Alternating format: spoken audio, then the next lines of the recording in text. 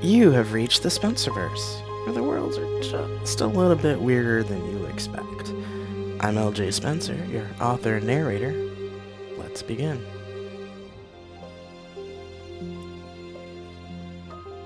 The door of the Sovereign's bedchamber opened. One of their body servants appeared and announced, "The Sovereign has retired for the night." "We have been informed that our Sovereign has retired for the night. We will stand, watch as they sleep. May their dreams bless us all," the head guard replied. I slipped into the chamber under the cover of the deck field as they went through the ritual, moving into the shadows of the large bedroom. My chameleon suit reflected the darkness around me, allowing me to blend in with the floor and walls. Unable to hear anything under the ancient deck fields, I watched the other body servant deposit a glass of water from a tray on the table next to the massive bed, then leave through a side door. I stayed still, keeping my breathing shallow and steady, waiting to ensure that the Sovereign was actually sleeping and that the servant wouldn't come back. Most people wondered why the builders of the capital ship never changed to the more modern deck fields in the Imperial Palace. We learned in our training that when humans first created artificial gravity, they could only extend the field enough to keep people's feet on the deck. One of the unexpected effects of the field was that it muffled all sound, making ships strangely quiet. No one was able to hear footfalls in the early days of long-range space travel. The engineers and most of humanity were eager to fix the uncanny effect, especially the military. Eventually, they were able to mitigate the dampening effect, and all ships after that were built with the new deck fields or retrofitted. Except on the capital ship in the Imperial Palace. But here it wasn't about security, even though it was a security nightmare. The sovereign, it is taught, is not only the ruler of the empire, but the speaker for the spirits and the archpriest of the church. They are ruler by divine right, and must not be disturbed by something as trivial as footsteps. That divine nature was also why the capital ship traveled among the stars, never staying in one system for more than was necessary to settle disputes and dispense laws and justice. The sovereign is of the gods, and the capital ship is their sanctuary among the heavens. A very old and vulnerable sanctuary, as it happens. The prelate had been correct about that. The halls of the palace were well guarded, but there were weak points throughout the air and way systems, and of course, the dampening effect of the ancient deck fields. The construction of the capital ship was hundreds of years older than any other ship or station in the current empire, and thus much easier to breach. It had made it relatively easy for anyone with a chameleon suit to hide under the deck fields to reach the inner rooms of the palace proper. I thought it strange that there were no guards inside the bedchamber, but pushed aside my musings. Now that I was here, in the Sovereign's bedroom, they seemed so much smaller than the nets made them out to be. I took a breath and pushed all the other thoughts aside, because it was, at last, time to carry out my edict. Standing, I noiselessly crossed the room and stood tall at the foot of the bed. "Your Majesty!" I called in a loud, clear voice. The Sovereign sat up, instantly looking around to find the intruder. "What?" "Your Majesty!" I repeated. "I have come to read you your litany of crimes, and then you will die by my hand." Their gaze settled on me. Instead of cowering in fear, showing anger, the Sovereign laughed. "Oh, I see. Apparently the prelate's spies have been less than diligent, or, as usual, sloppy." They grinned. "You're too late." "What?" The Sovereign grinned. "The real Sovereign is 3 years dead." Their face shimmered in a familiar way of chameleon body tech, changing to a more masculine face. "Did you think you were the only assassin the prelate sent over the years?" 3 years? I stammered in shock. "How? You. But our precepts." Our precepts say that we're to leave the dead to be found as tribute to the gods. I did do that, more or less. Maybe not to the letter of the rule, but certainly to the spirit of it. They swung their feet over the side of the bed and picked a robe that was laid on the bed, putting it over the nightdress they were wearing. The old sovereign is currently floating in the atmosphere of a mining moon in a worker's uniform. Given the fact that the old sovereign was quite fond of exploiting workers, she's just another body among hundreds. I'm sure it'll be found eventually and cause great scandal that I'll have to take care of. I stared at them. I don't understand, I said. It's quite simple, really, they said as they got off the bed and stood in front of me.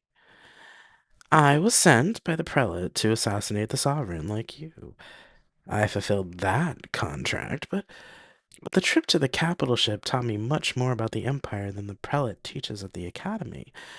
I realized that if the Empire were to collapse, it would be anarchy, not revolution.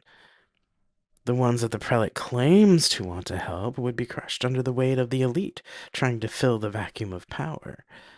So I disposed of the bodies discreetly and took the sovereign's place.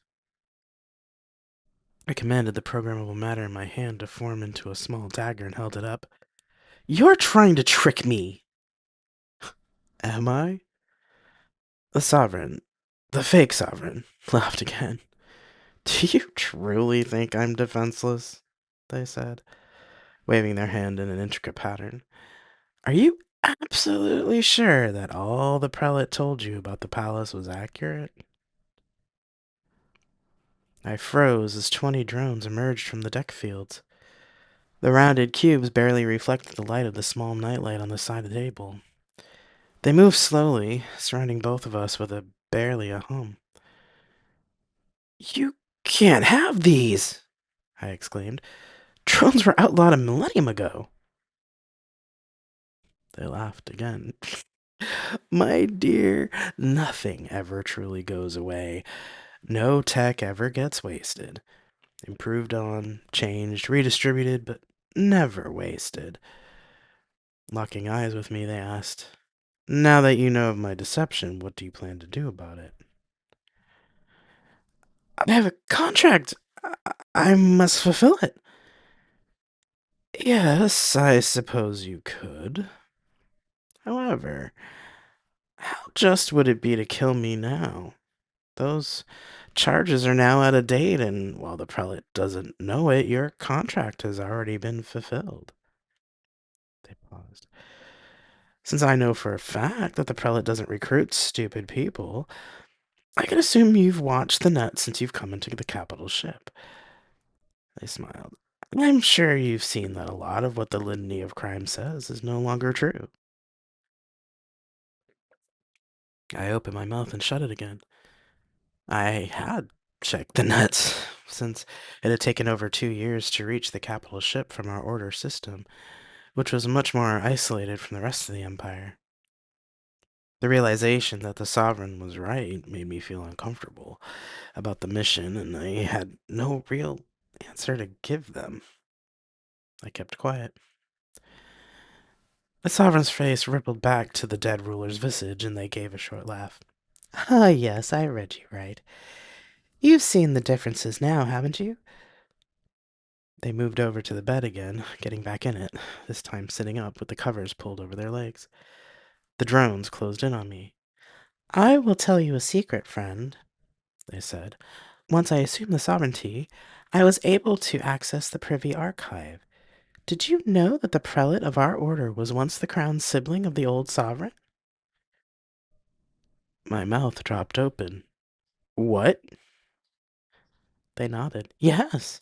He was exiled by the now dead sovereign for trying to usurp the throne.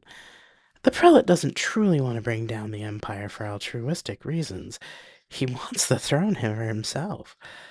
I'm sure you've known that the prelate has no real plan on what to do with the empire once he's in control. Uh, yes, I stammered, the patterns now that I'd been seeing coming together in my mind. A memory surfaced. I asked him once about what happens after we take you, the sovereign, down. All he said was that it will be a return to a more equal and just government for all the people, but the prelate never gave any concrete answers. I stared at the sovereign on the bed. How did you convince the council and your advisors that you'd had a change of heart? The previous sovereign was ruthless and cruel. They laughed again, spreading their hands out and inclining their head. I am the divine ruler, ordained by the gods, the archpriest of the Church of the Empire. I receive visions and messages from the gods all the time, and have dreams that bless and guide me, they said. I came running into the council chamber early one morning, still in my nightclothes, babbling about how the gods would punish me and the Empire if I did not change my ways. While many on the council were skeptical, no one dared say that it wasn't true. I stared at them.